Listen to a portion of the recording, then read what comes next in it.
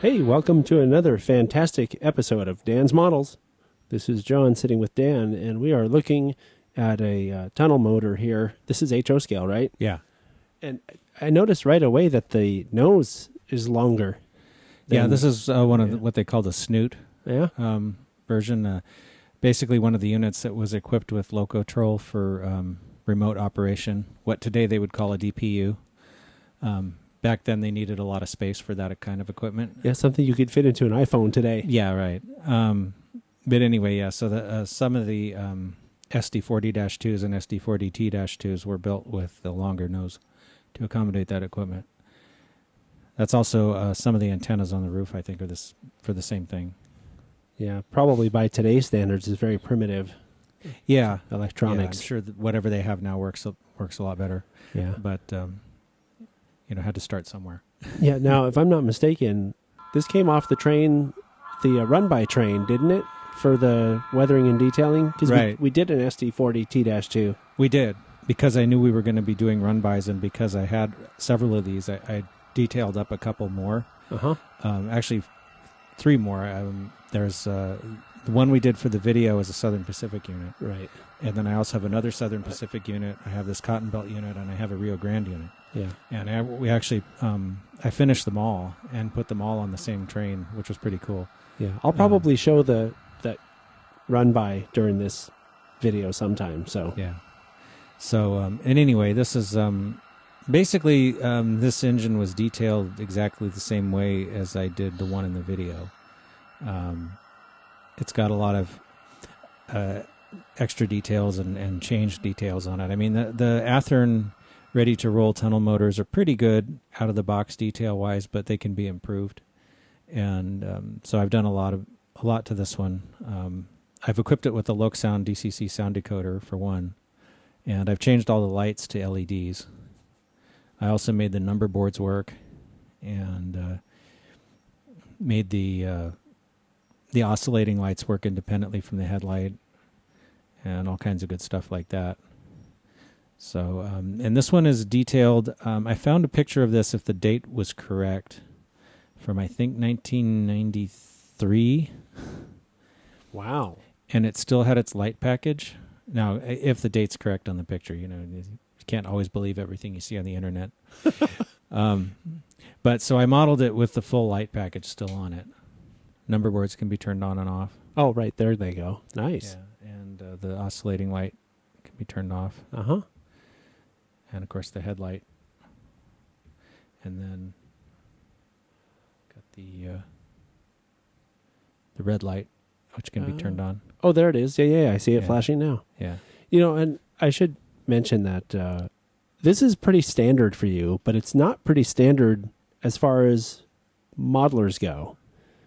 Meaning having complete control over all the lights, separated control over all those lights. Yeah, and not everybody does that. I like it because it's more realistic. Yeah. And if you've got a decoder with enough functions to handle it, I like to do that. So I think it just adds a little bit. Are these all done with the fiber optic techniques you use and everything else? Yeah, or? pretty much. Yeah. The number boards have little surface mount LEDs tucked in behind them. In a light box, kind of? Well, actually, these kind of have their own built-in light box, because this number board piece is actually comes off, and there's actually a recessed little box in there already. Oh, so you just drilled a hole in it? Drilled a hole in it, yeah. Oh, that's cool. It was almost as if they'd intended maybe to light them at some point, but they never did. Because the way Athearn does it, the number boards are actually clear, but they're painted with the numbers on them, so you can't see through them. But so what I did was to take those numbers off and redo them with microscale decals. Right, with clear plastic. Yeah, and you can see through them. And then I put the light behind it, and then the number boards light up. Yeah, I think, didn't you talk about that on the weathering and detailing video for these? Yeah. Other than the fact that the engine that I did on the video has ditch lights and it doesn't have the oscillating lights, it's pretty much the same as this one. Okay. So so people could see that if they want to. Yeah. And the oscillating lights are done exactly the same way as the headlight there's a 3mm LED inside and running through fiber optics. And the rear one's the same thing. Do you remember which volume that's on? Is that 3 or 4? I think it's 4. Volume 4. Yeah, I think this one, the sister unit to this one is on the cover, actually, I believe. I think you're right. Yeah, so Weathering and Detailing Volume 4. Yeah. Yeah, I'll put a graphic up here so people can see what it is. Yeah, but while we get the front end on the screen, I also I added windshield wipers. I changed the plow to a Details West part. Changed the couplers to Katie scale couplers. Added the MU cables. All kinds of stuff like that. Also, walkway tread. The Canon. I have a Canon walkway tread kit on this whole model, and which includes the steps, and also for the deck. And I think that improves it a lot because the way they come, there's really no detail on the surface of the walkways. Yeah, that's something that does add a huge depth for realism. Yeah. I noticed in the photo that the emergency light on the front was painted or not painted, I guess, in just bare metal color. So I did that with this one. I don't know if it had been flaked off or if they just replaced it with one that wasn't painted or what. But I've seen certain SP engines like that, so I thought I'd reproduce that. Just working from the photo as closely as possible. Yeah. Again, it's one of those little details that just looking at this, I wouldn't think, oh, that should be red. I would think, wow, this looks real, Yeah. So. Yeah. And I did, I also added some uncoupling levers on the front and rear because mine wasn't one of the ones that came with that. The chain on the front walkway is 40 link per inch chain, and the rear walkway too. I replaced the original chain with that. I added brake lines on the trucks. I added some more fuel fillers and spare knuckle brackets on the fuel tank. Changed the jack pads. I used the Canon makes a replacement for that because a lot of SP engines had those little jack pads with the 4 holes that I don't think any other railroad used. And these models don't come that way from the factory, so I changed that. I changed the roof fans to Canon fans because I think they look better than the stock Athearn fans. These models do come with see-through fans, but I just don't like them as well. So I changed those. Also added some lift rings and also some conduits for the antennas on the roof and things like that. I also ended up replacing the entire front handrail because one of the things I've noticed with the Athearn handrails is that the parts that are painted white on here are actually separate pieces as they come from the factory. And once you take them apart, so I could put the deck plate on, they just don't want to go back together very well, and they tend to fall apart a lot. Weird. They're very fragile. So I reconstructed that whole thing from brass wire and brass stanchions. Well, I think the brass also is more durable, isn't it? It is, yeah. So, and eventually I may replace the handrails on the side. Those are still the factory ones. But the front and rear ones I already did with brass wire. Detailed the back end as well. Used some, I think these are BLMA light covers for the removed glass lights. And, I made the light package work. The red oscillating light actually has a surface mount LED mounted inside it because you can't put a fiber optic through because this actually sticks up above the level of the I can roof. see it's kind of separated, huh? Yeah. That's how I made that work. Even though the red lights weren't actually used all that often, but I wanted to make sure that it works. I like all my lights to work on the engines. Well, especially with SP, they have those great light packages, and if they don't work, it's kind of dumb. Yeah, Yeah. So, and especially since being that I'm modeling the 90s, and a lot of my engines don't even have the light packages on them because they've been removed, or I've modeled them as if they were removed, So not all my engines have this. So the ones that do, I want them to work. Make it work, man. Yeah. So. Now the headlight comes on too, doesn't it? Oh, yeah. Oh, there it is. Okay. Yeah, I had it in forward. Yeah. Yeah, I actually have this set up so that you can turn the headlight on in either direction, but it works. Yeah, directional lighting too, which is, Yeah. or separational, I guess. That it's not. Yeah, well, one of the things I like about the Loxon decoders is you can actually, let me see if I can do it. I think there's the light on. Yes. Yeah, see, it's in forward, so if I run it, Yeah. it's going forward, but the light's on. And that could happen. Right. In fact, it does happen a lot if an engine's like a trailing unit. A lot of times they'll leave the They just dim it. the light on. Yeah, and they dim it. And this does have a dimming feature as well. Oh, that's cool. So I really like that because you can actually, just by assigning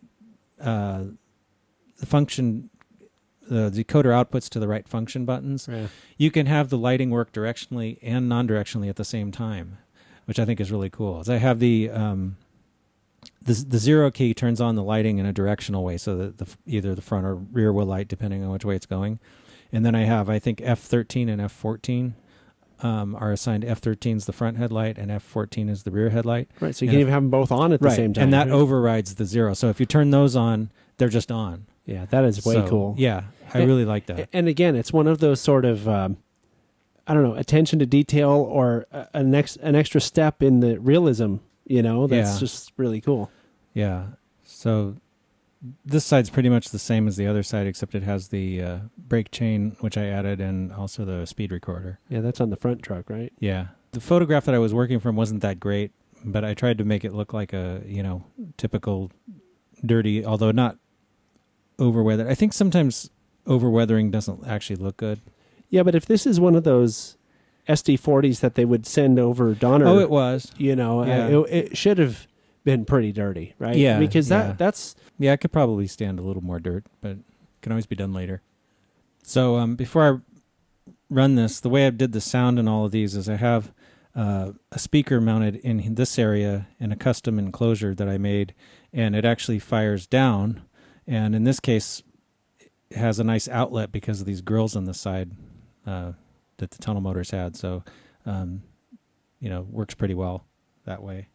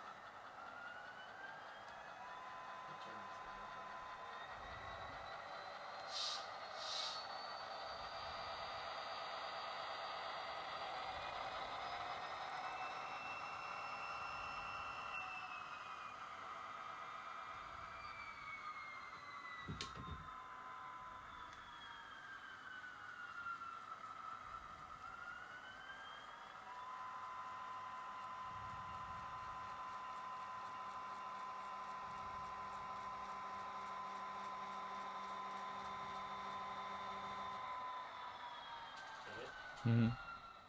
Well, that's just great. This is a super neat model. And, the level of detail and things like along the trucks, I mean, it doesn't look like a model, Yeah. Well, it's like I said, they're pretty good to begin with, but with a little bit of enhancement, they look even better. Yeah. So. And the weathering too. I mean, I do think though, honestly, Dan, that it probably could have stood to have more just as a tunnel motor that would work on Donner, Well, I can always do that at some point. Yeah, but I'm not complaining. It's still amazing. So that's great. Thank you. Cool. All right. Well, I guess that'll do it. This is kind of a long episode, Dan, but but it's worth it because we get to see a lot of really neat stuff on a really neat model. So cool. Yeah. Well, I guess we'll be back next week then. Bye.